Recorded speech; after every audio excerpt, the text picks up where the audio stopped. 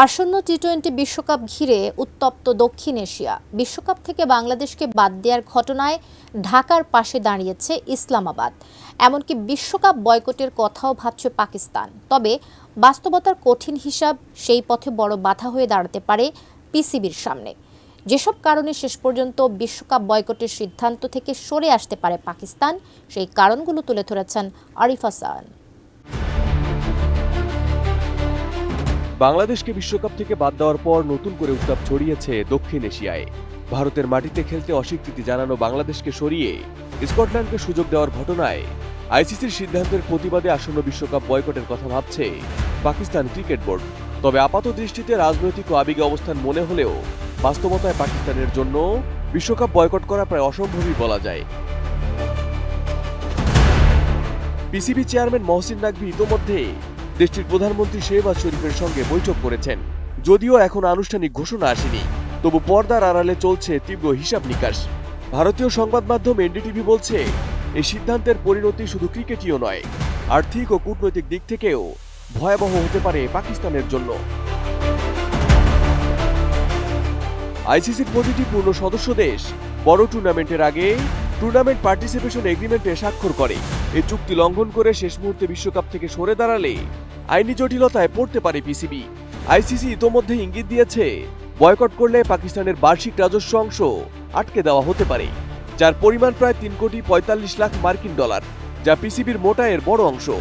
অর্থনৈতিকভাবে চাপে থাকা বোর্ডের জন্য এটি কার্যত ধ্বংসাত্মক ধাক্কা।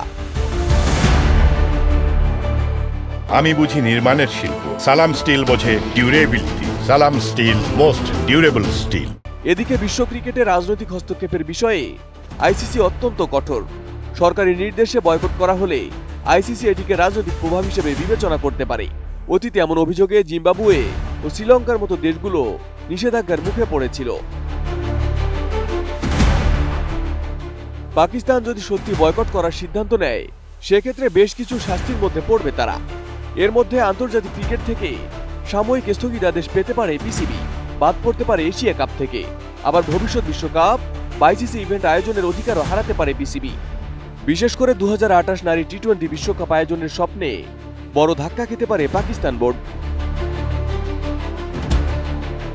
এনডিটিভির প্রতিবেদনে বলা হয়, পাকিস্তান সুপার লিগ পিএসএল দেশটির ক্রিকেট অর্থনীতির প্রাণভোমরা, কিন্তু এই লিগের সাফল্য নির্ভর করে বিদেশি ক্রিকেটারদের অংশগ্রহণের ওপর। বিশ্বকাপ বয়কট করলে আইসিসি কিংবা অস্ট্রেলিয়া, ইংল্যান্ডের মতো বোর্ড তাদের খেলোয়াড়দের পিএসএল এ খেলার জন্য এনওসি দিতে অস্বীকৃতি জানাতে পারে। এতে পিএসএল এর ব্র্যান্ড ভ্যালু ও সম্প্রচার সত্ত্ব বড় ধাক্কা খাবে। এদিকে বিশ্ব ক্রিকেটের অর্থনীতি দ্বিপাক্ষিক সিরিজের ওপর দাঁড়িয়ে আছে। আইসিসির প্রধান ইভেন্টে বাধা সৃষ্টি করলে বড় ক্রিকেট বোর্ডগুলোর সঙ্গে সম্পর্কের অবনতি হতে পারে পাকিস্তানের।